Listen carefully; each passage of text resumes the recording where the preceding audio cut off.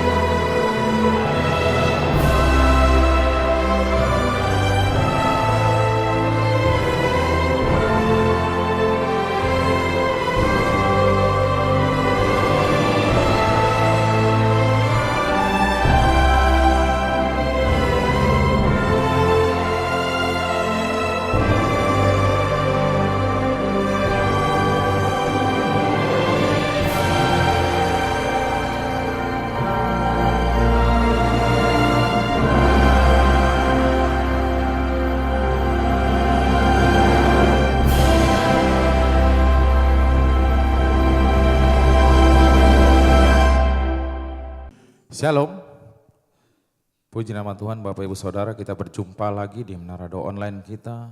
Mari kita siapkan hati kita akan beribadah kepada Tuhan kita Yesus Kristus. Mari kita tundukkan kepala kita. Segala pujian syukur hanya bagi Engkau Allah kami yang Maha Kudus.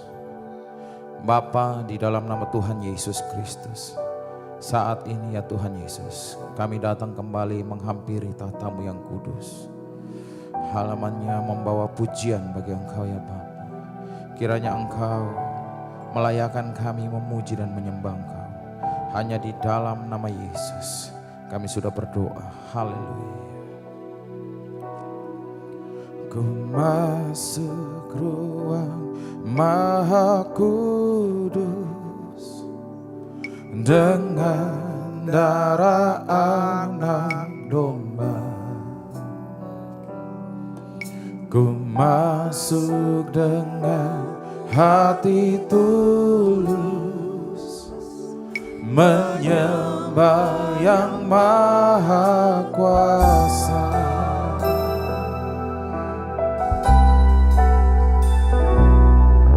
Ku masuk ruang Maha Kudus dengan darah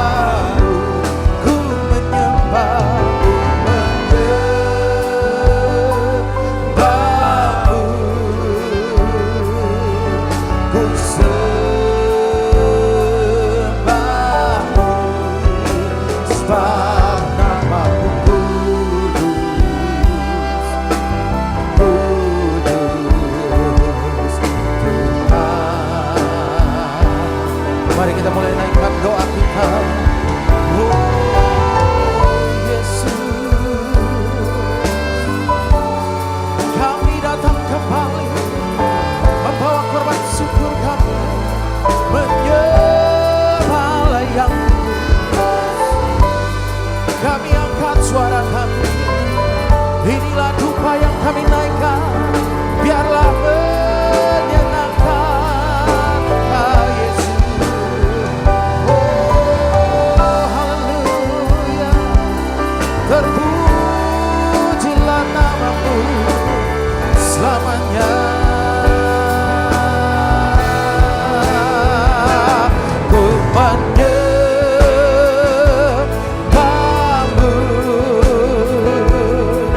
ku sembahmu,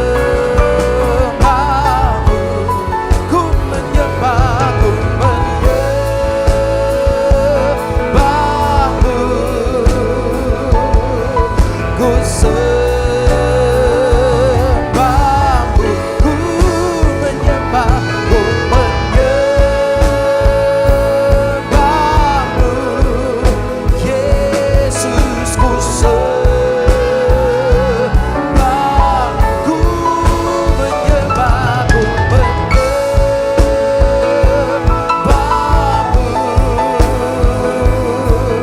ku sembahmu, sembah, ku menyembahmu, ku sembahmu, ku menyembahmu,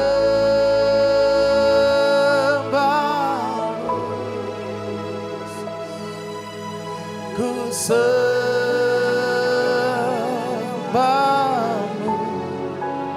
sebab namamu kudus,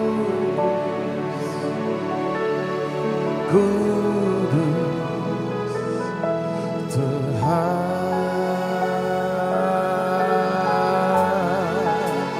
sebab namamu kudus,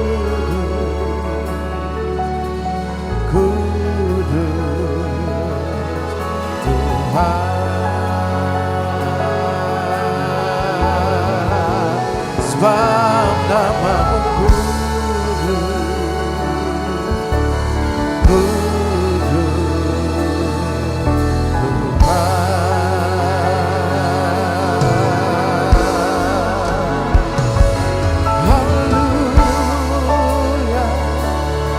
Mari angkat suara kita, mari kita sembah Dia. Yesus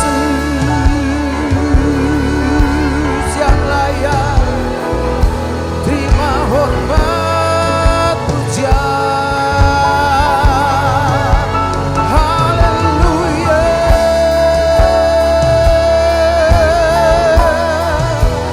haleluya. Kami tinggikan di tempat kudus-Mu, di tatamu yang mulia. Kami mengangkat hati kami, membawa sembah kami, membesarkan nama-Mu, ya Allah kami. Oh, terpujilah, terpujilah Yesus, Yesus, Yesus. Haleluya. Oh Tuhan, hanya Kau yang layak terima hormat pujian kami. Kami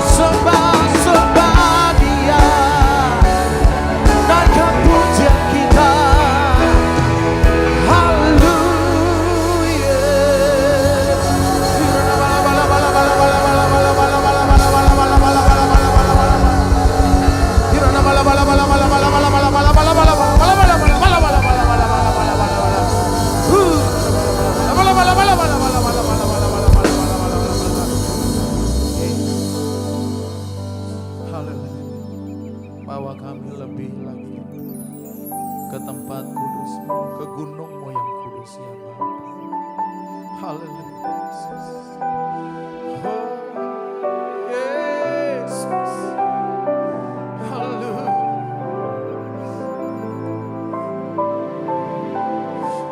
Haleluya Yesus. Bawaku ke gunung kudus-Mu, ke tempat kediaman-Mu, biar kemuliaan melingkupi hidupku dan jiwaku kan dipuaskan. Hanya dekat-Mu itu yang ku perlu, Kau sumber penghiburanku,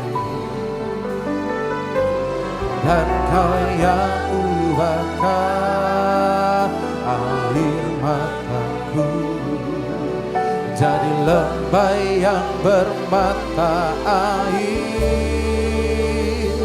Sebab itu ku memuji-Mu, Engkau Allahku, mulutku kan selalu puji-Mu, dan angkat tangan sembah-Mu, tinggikan nama-Mu, Yesus, kemuliaan bagi-Mu.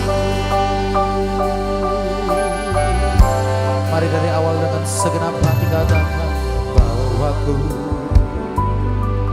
ke gunung kudus-Mu, ke tempat kediaman-Mu,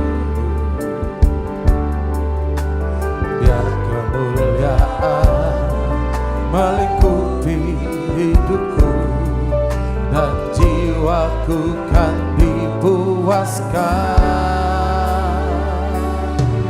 Hanya dekat-Mu itu yang ku perlu, Kau sumber penghidupanku, Yesus, dan Kau yang ubahkan air mataku jadi lembah yang bermata air. Sebab itu ku memuji-Mu, Engkau Allahku, mulutku kan selalu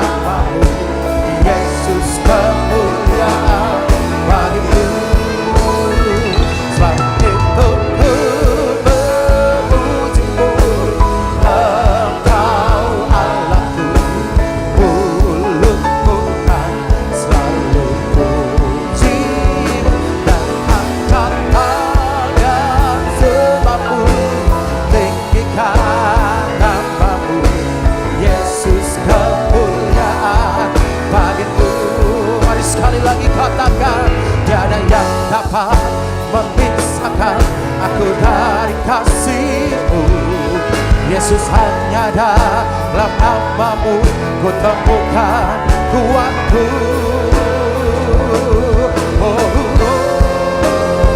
Sebab itu ku memujimu, Engkau Allahku. Mulutku kan selalu pujimu, dan angkat tangan sebabmu tinggikan namamu. Yesus, kemuliaan bagimu.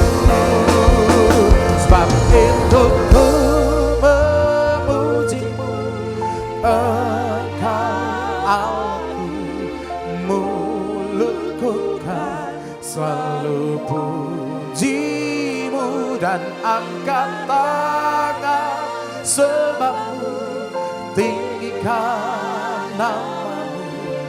Yesus, kemuliaan bagimu.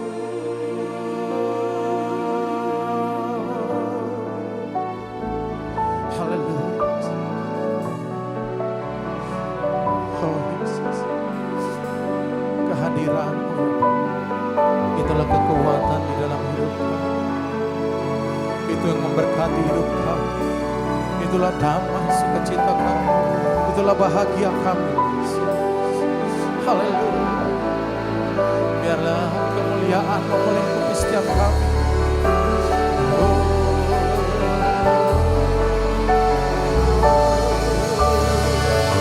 Ya Tuhan, kami rasakan pelukan kasih-Mu di tempat ini saat ini. Lebih lagi, biarlah hadirat-Mu memenuhi hati dan pikiran kami. Yesus,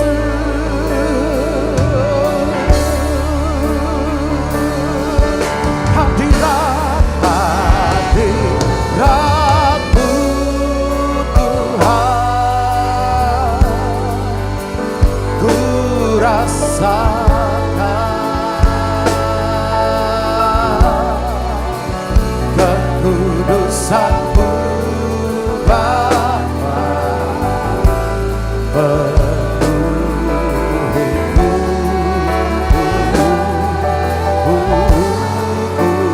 Rindu selalu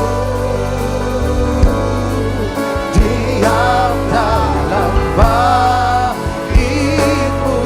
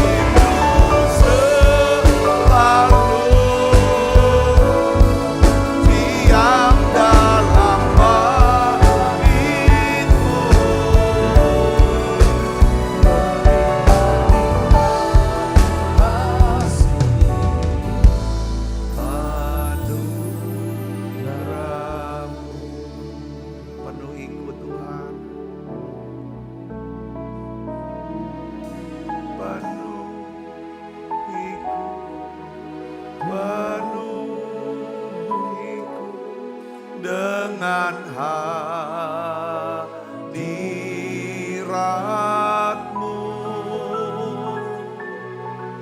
Urapiku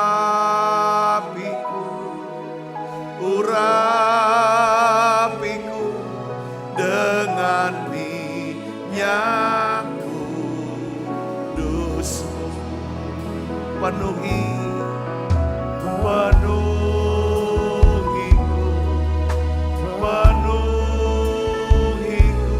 dengan hadirat-Mu.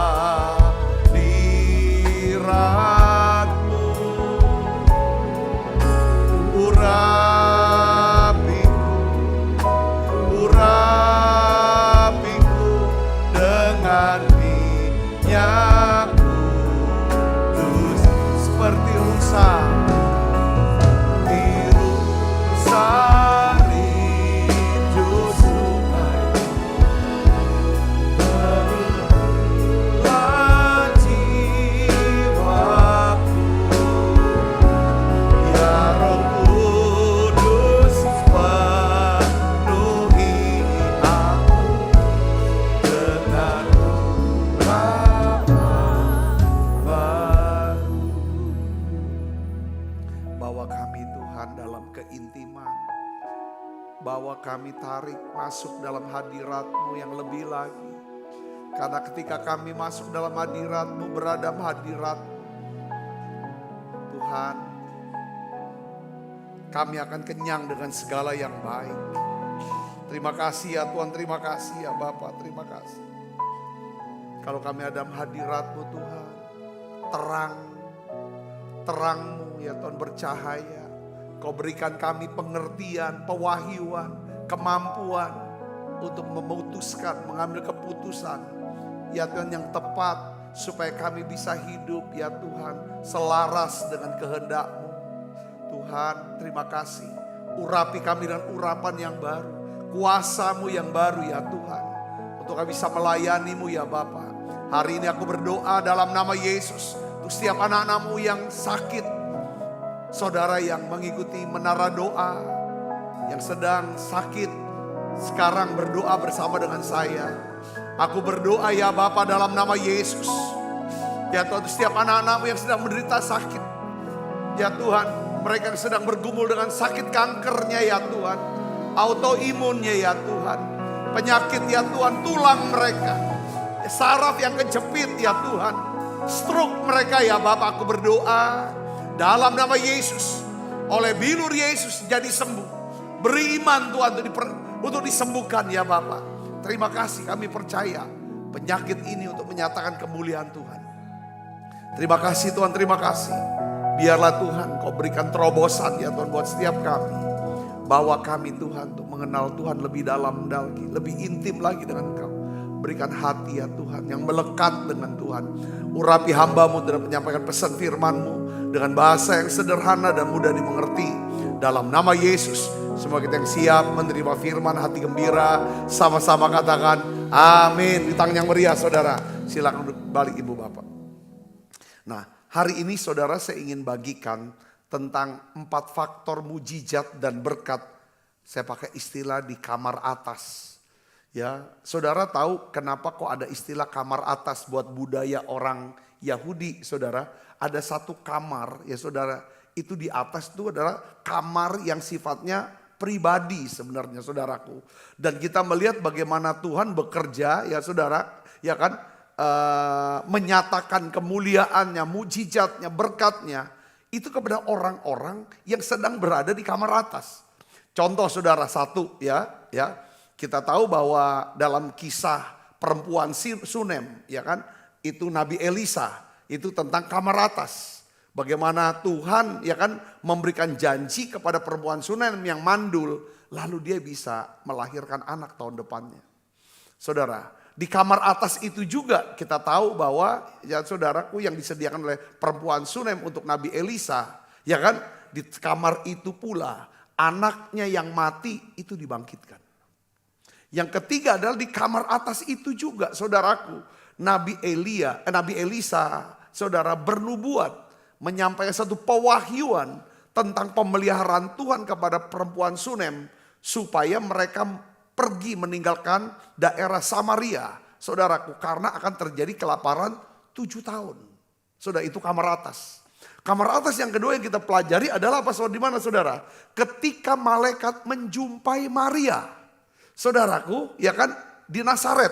Maria sedang apa? Saudaraku, menurut catatan saudaraku, dia ada sedang di kamar atas.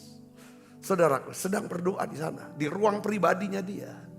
Ya, kita tahu juga, saudaraku Yesus ya, bahwa Yesus mengadakan perjamuan terakhir. Saudara tahu di mana? Di kamar atas, loteng atas. Dan di tempat yang sama, di tempat di mana Yesus mengadakan perjamuan terakhir dengan murid-murid sebelum dia disalibkan, saudara. Ya kan, di tempat yang sama yaitu kamar atas, Roh Kudus dicurahkan. Lahir gereja di sana. Nah, hari ini saudaraku, kita akan melihat tentang satu profetik atau pewahyuan tentang kamar atas. Bahwa apa yang harus ada di kamar atas itu. Dan apa makna daripada kamar atas itu. Saudara, makna daripada kamar atas adalah bukan sekedar ruangan fisik sebenarnya saudara. Melainkan satu gambaran kehidupan rohani yang intim dengan siapa? Roh Kudus. Tuhan memang mencari hati, ya kan, yang mau menyediakan tempat tinggal bagi Tuhan, bukan tempat singgah. Saudaraku, ya kan? Makanya di dalam 2 Raja-Raja 4 ayat 10, ya kan, perempuan Sunem yang sudah biasa menjamu Nabi Elisa, saudaraku, lalu dia berkata kepada suaminya, ya kan, orang yang biasa datang ke rumah kita, yang biasa makan bersama dengan kita, orang itu adalah abdi Allah. Baiklah kita membangun, dia katakan dalam 2 Raja-Raja 4 ayat 10, baiklah kita membuat sebuah kamar atas, ya, kamar atas, dan menaruh di sana tempat tidur, meja, kursi, dan kandil. Saudara, 4 perabot ini berbicara tentang secara profetik tentang 4 aspek kehidupan rohani yang mendatangkan mujizat dan berkat. Makanya hari ini saya berikan judul khotbah saya adalah 4 faktor mujizat dan berkat di kamar atas. Saya ingin ajak saudara untuk bahas, kita akan melihat saudaraku ya, di dalam 4 perabot ini. Yang pertama yang disediakan apa? Tempat tidur. Apa artinya tempat tidur? Apa maknanya? Saudara, ini adalah simbol daripada rest dan intimacy with the Holy Spirit. Rest itu artinya apa saudara? Ya kan? Ini bisa tempat perhentian. Saya terjemahkan dengan kata apa? Bersandar. Bersandar dalam hadirat Tuhan. Intim dengan Roh Kudus. Banyak orang Kristen punya hubungan yang sah, ya, hubungan legal, ya, dengan percaya kepada Tuhan Yesus, ya saudara. Tetapi tidak banyak orang Kristen yang punya keintiman, ya, dengan Roh Kudus. Karena antara kita, aku percaya sama Tuhan, ya, banyak orang berkata, percaya sama Tuhan. Kamu Kristen ya? Iya. Sudah dibaptis ya? Iya, sudah dibaptis. Ke gereja? Iya. Itu hubungan yang sah. Seperti hubungan laki perempuan yang diikat secara sah, secara legal lewat lembaga pernikahan. Tetapi tidak, keintiman ini bukan soal legal, tapi ini soal apa? Personal. Ya, soal pribadi, hubungan yang pribadi. Nah, Tuhan ingin, saudaraku, ya kan, Tuhan ingin kita bukan hanya memiliki hubungan dengan Dia, tetapi juga memiliki apa? Keintiman dengan Dia. Katakan amin. Keintiman itu lahir dari apa? Dari 3T. Ya, pertama adalah time. Kita menyediakan waktu pribadi dengan Dia. Saudaraku. Yang kedua adalah talk. Kita berbicara, kita menyapa, kita berdoa. Saudaraku, ya kan? Lalu kita naikkan nyanyian, pujian, ya kan? Kita dengar firman, dengar pengajaran firman. Lalu yang ketiga adalah trust. Ya, kita menyerah penuh kepada pimpinannya. Saudaraku Kristus, jadi makna yang pertama daripada tempat tidur yang disediakan perempuan Sunem, saudara, kepada Nabi Elisa, itu adalah gambaran tentang apa saudara? Tentang keintiman dan apa saudara? Bersandar kepada Roh Kudus. Makanya di dalam Matius pasal 6 ayat 6, ketika Tuhan Yesus mengajar tentang berdoa, doa itu bukan cuma seperti agama-agama mengajarkan tentang doa dan sembahyang. Saudaraku, Tuhan mau bicara tentang doa ini adalah bicara tentang apa saudara? Perjumpaan hati kita dengan hati Tuhan yang membuat kita diubah setiap hari. Makanya dia berkata apa saudara? Masuklah ke kamarmu, apa? Tutuplah pintumu dan berdoalah. Karena apa saudaraku? Doa itu harus menghasilkan yang namanya apa? Perubahan di dalam hidup kita. Jadi di balik pintu yang tertutup, di situ ada keintiman. Ya, dengan hadirat Tuhan bekerja secara diam-diam, tapi kuasanya akan keluar dalam kehidupan kita. Jadi saya ingin bagikan pada saudara yaitu tentang hasil dari keintiman adalah apa saudara? Pasti orang yang intim dengan Roh Kudus, ya kan? Dia akan memiliki damai sejahtera Allah. Nah, damai sejahtera Allah inilah yang menaklukkan segala ketakutan kita, segala kebencian, sehingga ya kan menaklukkan segala keserakahan atau ketamatan. Katakan amin. Damai sejahtera ini ada kuasa saudara, di mana kita bisa apa saudara? Kita bisa menang lawan ketakutan. Kita bisa berdoa dan memberkati musuh-musuh kita saudaraku. Yang kedua adalah hasil keintiman yang kita lihat adalah saudara apa? Kuasa untuk melakukan apa? Mujizat. Seperti apa? Terobosan keuangan. Ya, 2 Raja-Raja 4 ayat 4 tentang janda seorang nabi ya yang punya hutang tidak bisa bayar. Jadi Elisa berkata tutup pintu baru tuang minyak. Ya kan? Minyak tidak akan pernah bisa mengalir. Ya kan? Kalau kamu gak tutup pintu.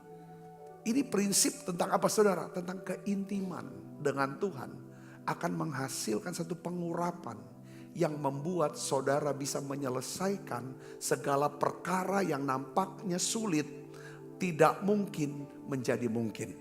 Katakan amin saudara. Bahkan di dalam keintiman ini tutup pintu. Ya, terjadi apa saudara? Kebangkitan dari kematian. Anak daripada perempuan Sunem yang sudah mati saudaraku. Ya kan? Waktu Elia naik ke kamar atas, Alkitab katakan apa saudara? Dia tutup pintu. Saudara, baru Elisa berdoa untuk anak perempuan Sunem. Hasilnya apa saudara? Terjadinya kebangkitan dari kematian. Kata kuncinya saudara renungan yang kita mau bawa hari ini adalah bahwa mujizat itu lahir dalam apa saudara? Ketenangan. Tenang di mana? Tenang hati, tenang pikiran, tenang jiwa kita. Katakan amin. Penting di sini saudaraku Yesus, segala sesuatu dalam hidup kita harus dimulai dengan apa saudara? Bukan cuma hubungan, tetapi juga keintiman. Mazmur 91 itu adalah mazmur yang ditulis oleh Musa. Sebenarnya mazmur yang ditulis Musa. Musa sedang menggambarkan saudara, bagaimana perlindungan Tuhan yang ajaib, pemeliharaan Tuhan yang ajaib itu berlaku dan diberikan kepada orang-orang yang hatinya melekat dengan Tuhan. Dia pakai istilah saudara keintiman dengan Roh Kudus, yaitu dengan istilah hati yang melekat kepada Tuhan. Coba kita akan lihat dan kita akan baca sama-sama saudara. Mazmur 91 ayat 14 sampai ayat 16 kita baca sama-sama yuk.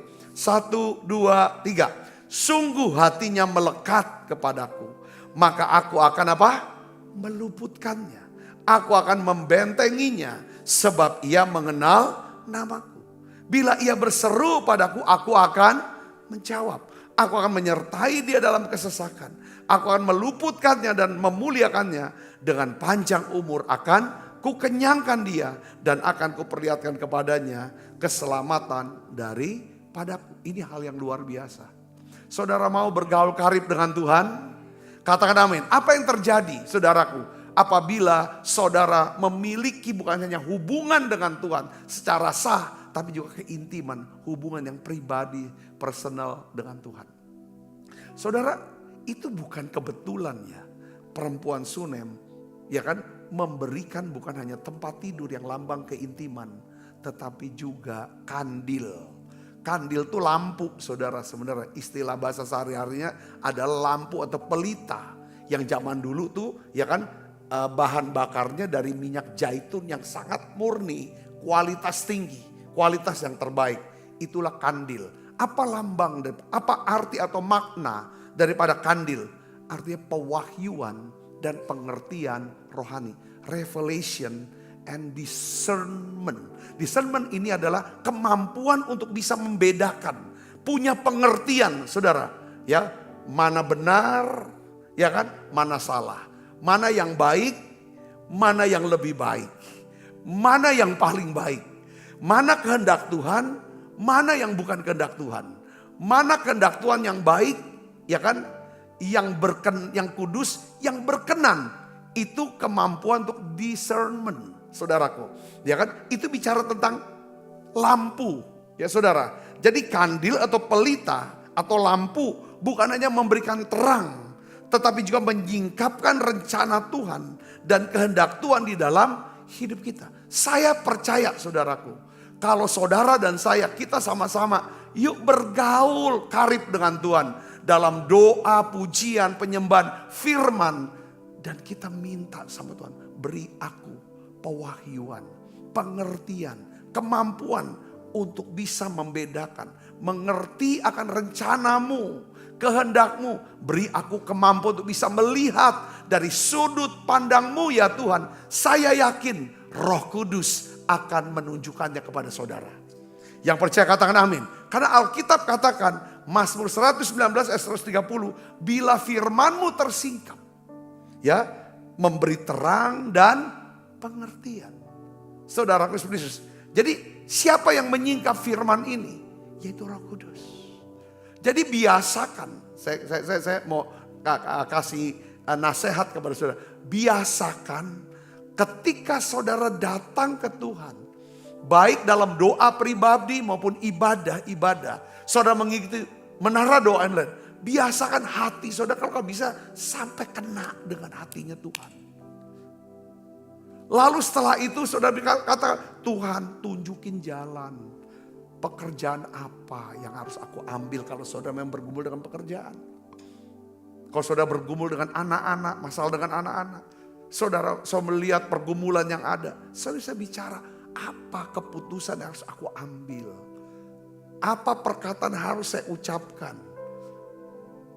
Tuhan berikan orang-orang yang tepat. Entah itu dokter kah, entah orang-orang siapapun yang bisa membangun aku. Karena kalau engkau bekerja dalam hidupku, maka engkau akan menyediakan segala sesuatu supaya aku dapat melakukan kehendakmu. Dan Tuhan, sekarang engkau bekerja dalam diriku.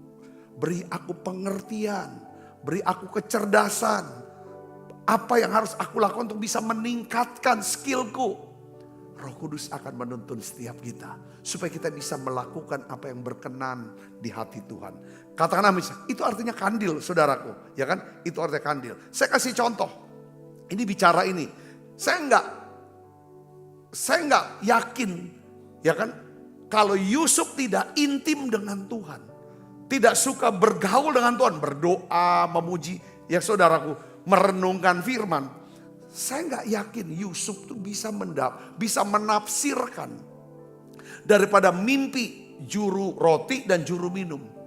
Lalu akhirnya itu sebagai anak tangga untuk dia bisa menafsirkan daripada mimpi Firaun yang membawa dia, saudara, duduk di dalam satu posisi sebagai perdana menteri. Saudara, apa yang menyebabkan Yusuf bisa mentafsirkan mimpi Firaun? Saudara, 7 masa kelimpahan, 7 masa kelaparan. Bagaimana mengantisipasi 7 tahun masa kelaparan. Dia ceritakan semua. Itu hikmat, itu kecerdasan, itu kemampuan. Saya yakin yang berasal dari siapa? Dari Roh Kudus. Katakan amin saudara. Saya yakin hari-hari ini Tuhan juga akan memberikan kepada setiap kita yang rindu untuk bergaul karib dengan Tuhan, yang rindu untuk dipakai oleh Tuhan, dia akan berikan spirit of excellence. Seperti yang diberikan pada Yusuf dan juga yang diberikan kepada Daniel, saudaraku. Ya, Daniel juga bisa menerangkan tentang mimpi. Saudara, mimpi Raja Nebukadnezar, hal yang luar biasa. Dia beberapa raja silih berganti. Ya, rejim silih berganti. Tapi Daniel tetap menjadi orang kepercayaan raja. Saudara, apa kata kuncinya? Daniel dapatkan punya pewahyuan. Dia punya urap. Ada pelita yang terus menyala. Pelita yang terus menyala. Saya berdoa supaya setiap kita, pelita kita tetap menyala. Karena kita punya minyak. Kita punya minyak yang murni. Minyak yang terbaik, saudaraku. Yaitu hubungan kita dengan Roh Kudus. Yang ketiga, dampak daripada keintiman. Yaitu apa, saudara? Pasti ada perabot yang nomor 3. Namanya apa? Kursi. Katakan kursi. Kursi itu apa sih, bicara simbol apa, saudara? Spiritual authority dan calling. Ya, ini bicara apa? Panggilan dan otoritas rohani untuk kita bisa melayani Tuhan. Katakan amin. Ya, ini posisi. Bukan hanya pelayanan ya untuk keluar, saudara, publik, tapi pelayanan pribadi. Saudara, pelayanan pribadi dari hati yang terbakar oleh kasih. Saudara, Matius 23 ayat 11 kita akan baca sama-sama. Yuk, 1, 2, 3. Barang siapa terbesar di antara kamu, hendaklah ia menjadi apa? Pelayanmu. Ini bicara tentang kursi. Kalau kita intim dengan Roh Kudus, yang keluar dari hati kita, yang keluar dari perkataan kita, buah-buah pikiran kita dan keputusan kita, pasti adalah apa, saudara? Memberkati orang lain. Ya, itu hati Tuhan sebenarnya, saudara. Semakin saudara dekat sama Tuhan, semakin saudara selalu memikirkan, ya kan, daripada bagaimana caranya nolong orang lain, bagaimana membuat hidup orang akan jadi lebih baik. Itu hasil, itu yang namanya kursi. Saudara, kursi itu bicara ada panggilan, ada dorongan untuk melayani, ya kan, untuk memudahkan hidup orang lain supaya mereka bisa mendapatkan apa yang mereka doakan melalui kehidupan kita. Katakan amin, saudaraku. Kita kasih contoh, saudaraku. Abraham orang yang bergaul karib dengan Tuhan. Bertahun-tahun dia menantikan, saudara, janji Tuhan tentang apa? Anak perjanjian. Saudara, kalau saudara teliti lagi, ya kan, kapan Abraham, ya kan, dapat daripada Ishak. Maksudnya Sarah bisa mengandung dan beranak anak. Setelah Abraham berdoa untuk siapa? Untuk Abimelek. Dia berdoa supaya seluruh perempuan yang ada di istana Abimelek, yang selama ini ditutup kandungannya, tertutup mandul, saudaraku, itu dibuka oleh Tuhan. Dan betul Tuhan jawab, saudara, doa daripada Abraham. Sehingga Tuhan membuka kandungan istri Abimelek dan orang-orang yang ada di istananya, saudara. Dan setelah, kalau saudara baca beberapa ayat kemudian, 2-3 ayat setelah itu, atau satu pasal berikutnya, itu dijelaskan bahwa Sarah mengandung dan melahirkan seorang anak, lalu diberi nama Ishak. Keintiman dengan Tuhan melahirkan pelayanan. Yang ngerti katakan amin. Pelayanan bukan lahir karena udah gak ada kerjaan lagi. Pelayanan bukan lahir karena memang kita nganggur. Saudara, tapi pelayanan itu hasil daripada apa? Keintiman. Kedekatan. Saudara bayangin, setelah Ayub bersaksi.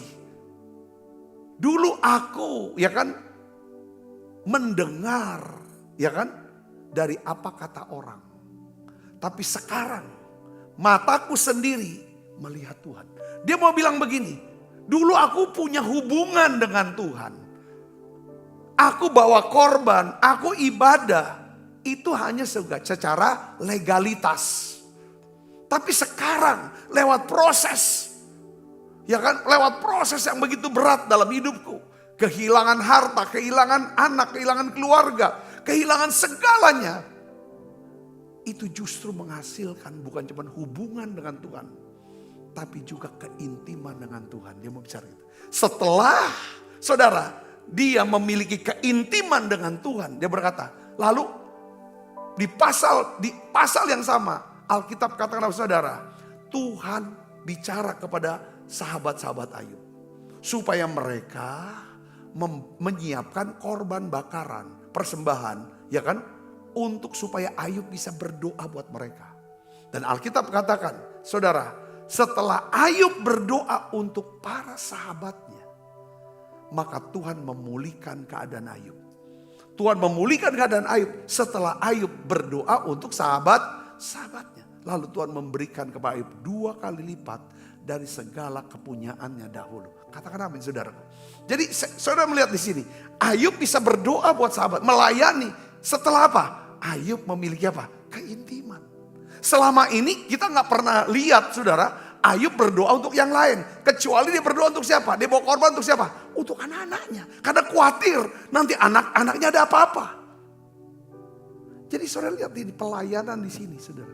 Pelayanan itu karena kasih, keintiman, kita ngerti kita dikasihi. Lalu kita penuh dengan kasih Allah. Itu akan bergerak kepada apa? Kita akan mengasihi sama kita. Setelah kita memiliki kasih pada sama kita lewat pelayanan, korban yang kita beri, Tuhan berikan otoritas. Yang ngerti katakan amin. Jadi kasih, ya saudara, ya kan? Itu akan melahirkan otoritas. Jadi keintiman melahirkan pelayanan. Pelayanan adalah kasih dalam tindakan sebenarnya. Katakan amin saudara. Dari sana akan lahir apa? Otoritas. Nah otoritas inilah saudaraku, ya kan? Yang Tuhan berikan kepada setiap kita. Amin. Jadi pelayanan sejati, kembali lagi, dimulai dari tempat tersembunyi. The secret place. Tempat keintiman. Bukan di atas panggung saudaraku. Tapi justru di situ tempat itu. Saudaraku. Ya kan? Tuhan menyatakan perkenanannya kepada kita. Yang terakhir saudara. Ya. Kalau keintiman. Saudara. Pertama. Ya. Melahirkan apa saudara? Terang pewahyuan. Yang kedua. Pelayanan. Keintiman. Yang ketiga. Saudara. Keintiman melahirkan apa saudara? Ditandai dengan perabot yang nomor 4. Namanya apa? Meja. Meja itu adalah simbol dari apa? Simbol dari berkat. Ya, pemeliharaan Tuhan. Terobosan. Dan perjamuan ilahi itu saya mau bicara itu seperti kayak persekutuan, fellowship yang bukan bukan komunitas sosial, tapi komunitas ilahi. Katakan habis saudara, ini namanya meja. Saudara, meja. Saya pakai bahasa Inggrisnya provision, breakthrough, dan fellowship. Ayat firmannya Mazmur 23 ayat 5 dan 6. Kita akan baca yuk saudara. 1, 2, 3. Engkau menyediakan hidangan bagiku di hadapan lawanku. Kemurahan dan kasih setia, kebaikan kemurahan akan mengikuti aku seumur hidupku. Jadi makna profetik dari meja sebenarnya apa saudara? Saya detailkan. Yang pertama adalah saudaraku, yaitu berkat di tengah tekanan. Katakan amin. Saudara bisa melihat, ya, saya sudah bagikan keintiman dengan Roh Kudus menghasilkan pewahyuan. Ya, pewahyuan ini yang membuat saudara dan saya, ya kan, terang yang membuat kita berpikir bahwa dari sudut pandang Tuhan, bahwa penderitaan ini, tekanan ini, masalah ini, kesulitan ini, saudara, kalau kita bisa lihat dari sudut pandang Tuhan, kita bisa melihat Tuhan pasti punya maksud lewat kejadian ini. Ada berkat di balik tekanan. Yang ngerti katakan amin saudara. Yang kedua adalah saudara, terobosan di tengah tantangan. Yang ketiga adalah pemulihan hubungan, ya, dalam kasih.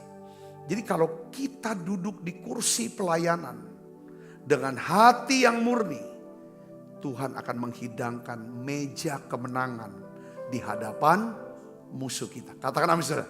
Duduk pelayanan, ya, kursi pasti ada tempatnya meja. Kursi bicara tentang apa? Ya kan saudara, tentang pelayanan. Melayani, tindakan, kasih dalam tindakan. Ada otoritas saudaraku Yaitu maka Tuhan akan siapkan di meja kita satu hidangan di hadapan lawan-lawan kita. Katakan amin. Nah hari ini saudara, pesan yang saya mau sampaikan kepada saudara adalah bangunlah kamar atas. Bangun kamar atas. Siapkan 4 perabot ini. Pertama apa? Tempat tidur. Kedua apa? Pelita. Yang ketiga apa saudaraku? Kursi. Yang keempat adalah apa? Meja. Kenapa kursi dulu? Baru meja. Pelayanan dulu. Baru Tuhan siapkan hidangan itu. Melayani dulu. Saudara jangan takut. Sepanjang saudara ada dalam pelayanan, apapun yang saudara sedang hadapi hari ini, Tuhan akan turut bekerja untuk mendatangkan kebaikan bagi saudara semuanya.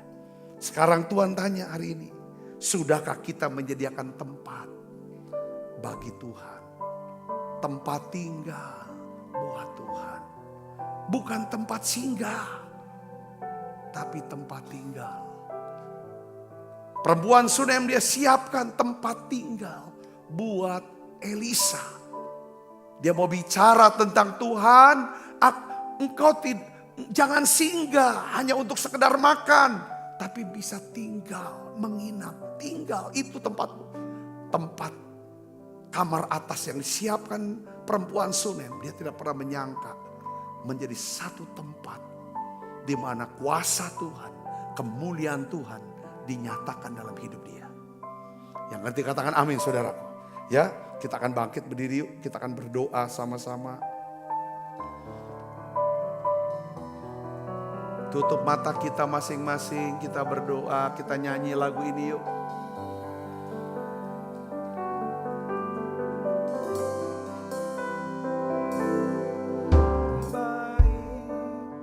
Satu hari di pelataranmu, daripada 1000 hari di tempat lain.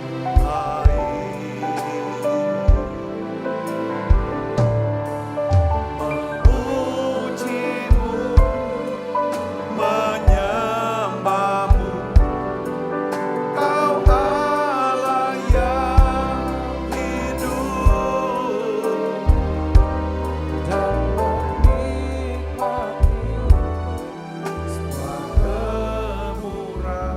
Mari kita siapkan diri makan perjamuan kudus.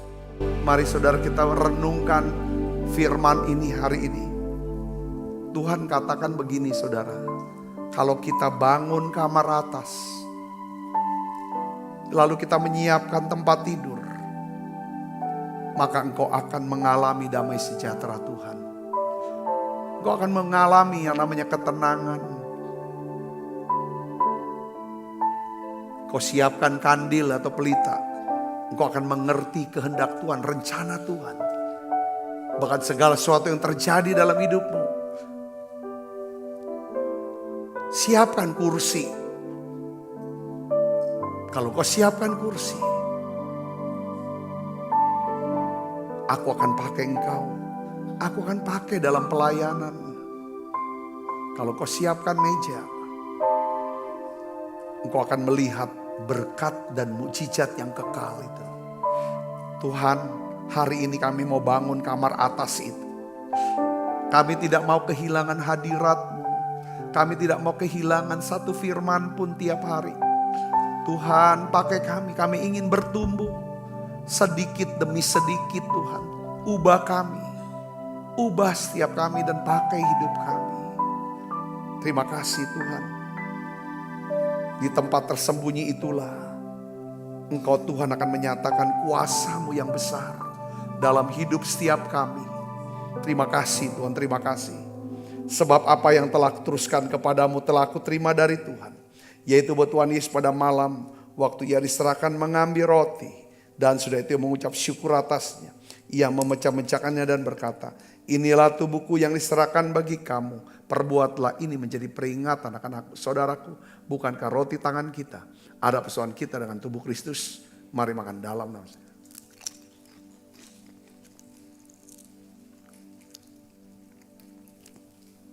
Angkat cawan. Demikian juga yang mengambil cawan sesudah makan lalu berkata, cawan ini perjanjian baru dimeteraikan darahku. Perbuatlah ini setiap kali kamu meminumnya menjadi peringatan akan aku. Saudaraku, bukankah cawan perjanjian ini yang atasnya kita ucapkan syukur atas persoalan kita dengan darah Kristus? Mari minum dalam nama Yesus.